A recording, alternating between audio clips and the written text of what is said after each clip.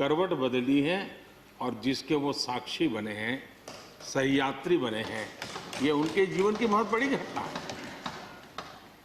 श्रीमान गुलाम नबी जी, मुझे चिंता इस बात की है कि गुलाम नबी जी के बाद इस पद को जो संभालेंगे उनको गुलाम नबी जी से मैच करने में बहुत दिक्कत पड़ेगी।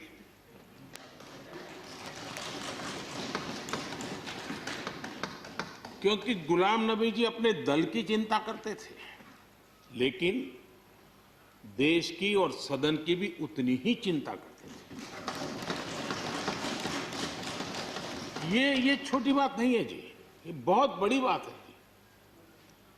वरना अपोजिशन के लीडर के रूप में अपना दबदबा पैदा करना, ये सब मोह किसी को भी हो सकता है, लेकिन उन्होंने सदन से, मैं शरद पवार जी को भी इसी कैटेगरी में रखता हूं, वे सदन की और देश की चिंता को प्रायोरिटी देने वाले नेताओं में से रहे। गुलाम नबी जी ने बखूबी इस काम को निभाया है। मुझे याद है इस कोरोना काल में मैं एक फ्लोर लीडर्स की मीटिंग कर रहा था, तो उसी दिन गुलाम नबी जी का फोन आया कि मोदी जी, ये तो ठीक है आप करते हैं, लेकिन आप एक काम कीजिए, सभी पार्टी लीडर्स की मीटिंग जरूर बुलाइए। मुझे अच्छा लगा कि उन्होंने पार्टी लीडर्स के साथ, सभी पार्टी अध्यक्षों के साथ बैठने का मुझे सुझाव दिया, और मैंने उस मीटिंग को किया भी। वो गुलाम नबी जी के सुझाव पर किया था। और मुझे कहने में, यानी इस प्रकार का संपर्क, और उसका मूल कारण है कि उनको दोनों तरफ का अनुभव रहा है, सत्ता दल का भी और विपक्ष का। 28 साल कार्यकाल, ये अपने आप में बहुत बड़ी बात होती है। बहुत साल पहले की बात है, शायद अटल जी की सरकार होगी, मुझे याद नहीं रहा। मैं यहाँ सदन में किसी काम से आया था, मैं तो तब राजनीति में नहीं था, ये इलेक्टोरल पॉलिटिक्स में नहीं था, मैं संगठन का काम करता था। तो मैं और गुलाम नबी जी ऐसे ही लॉबी में गप्पे मार रहे थे, और जैसा पत्रकारों का स्वभाव रहता है, बराबर नजर लगाए बैठे थे कि ये दोनों का मेल कैसे हो सकता है। हम हंसी खुशी से बातें कर रहे थे, तो हम जैसे ही निकले तो पत्रकारों ने घेर लिया। गुलाम नबी जी ने बहुत बढ़िया जवाब दिया था। वो जवाब हम लोगों के लिए बहुत काम आने वाला है। उन्होंने कहा, भाई देखिए, आप लोग हमको अखबारों में या टीवी माध्यमों में या पब्लिक मीटिंग में लड़ते झगड़ के देखते हो, लेकिन सचमुच में इस छत के नीचे हम जैसे एक परिवार का वातावरण कहीं नहीं होता है। इतनी हमारी आत्महत्या होती है, इतने सुख दुख होते हैं। ये जो स्पिरिट है, वो स्पिरिट अपने आप में बहुत बड़ी बात होती है। गुलाम नबी जी का एक शौक शायद बहुत कम लोगों को पता होगा, और कभी उनके साथ बैठोगे तो बताएंगे। हम सरकारी बंगलों में रहते हैं, तो बंगले की दीवारें, अपना सोफा सेट, उसी के आसपास हमारा दिमाग रहता है। लेकिन गुलाम नबी जी ने उस बंगले में जो बगीचा बनाया है, यानी एक प्रकार से कश्मीर की घाटी की याद दिला दे, ऐसा बगीचा बनाया है। और इसका उनको गर्व भी है, वो समय देते हैं, नई नई चीजें जोड़ते हैं, और हर बार जब कंपटीशन होती है तो उनका बंगला नंबर 1 ले आता है। यानी अपने सरकारी जगह को भी कितने प्यार से संभालना, यानी बिल्कुल मन से उन्होंने इसको संभाला है। जब आप मुख्यमंत्री थे, मैं भी एक राज्य का मुख्यमंत्री के नाते काम करता था, हमारी बहुत गहरी निकटता रही उस कालखंड में। शायद ही कोई ऐसी घटना मिल सकती है कि जबकि हम दोनों के बीच में कोई संपर्क सेतु न रहा। एक बार गुजरात के यात्री, क्योंकि जम्मू कश्मीर में जाने वाले टूरिस्ट में गुजरात बहुत बड़ा नंबर रहता है, और टेररिस्टों ने पर हमला कर दिया। करीब 8 लोग शायद मारे गए। सबसे पहले गुलाम नबी जी का मुझे फोन आया।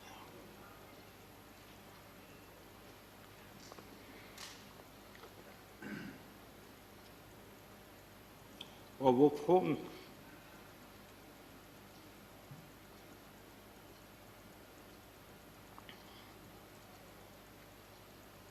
सिर्फ सूचना देने का नहीं था,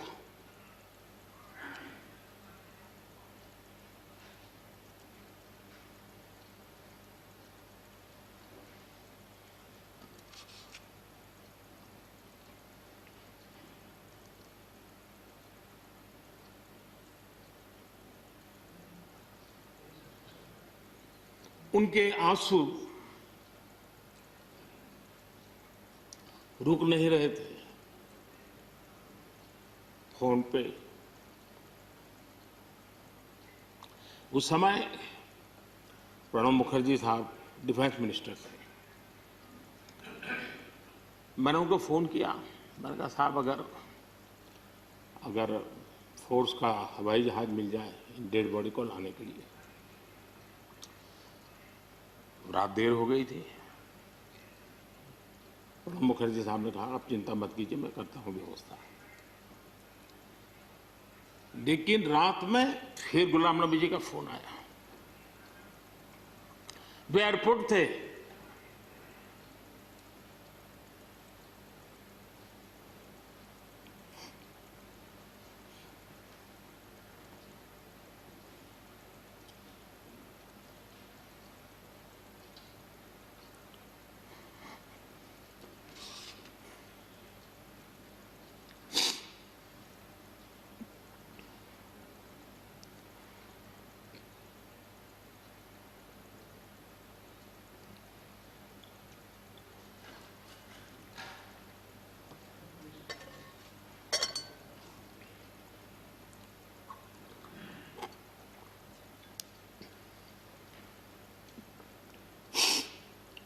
सॉरी, उस रात को एयरपोर्ट से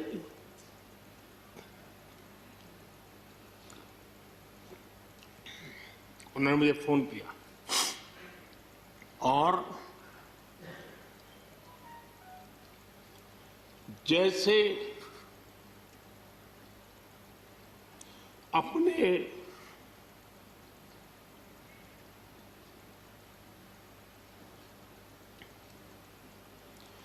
परिवार के सदस्य की चिंता करें,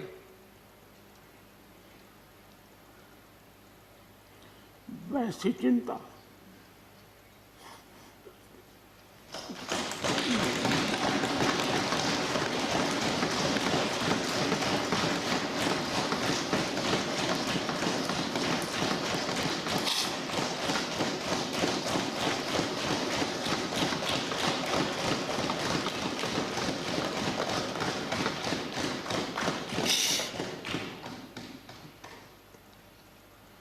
पद, सत्ता जीवन में आती रहती है, लेकिन उसे कैसे पचाना,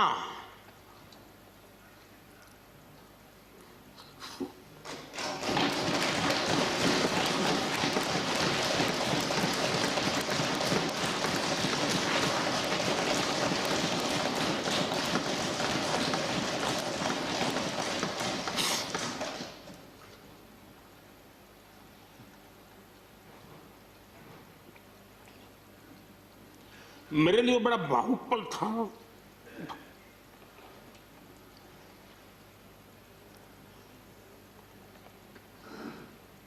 दूसरे दिन सुबह फोन आया कि मोदी जी सब लोग पहुंच गए।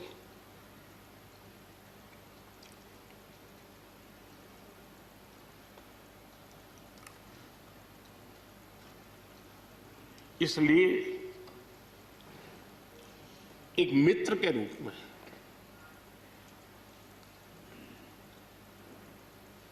गुलाम नबी जी को घटना और अनुभव के आधार पर मैं आदर करता हूं।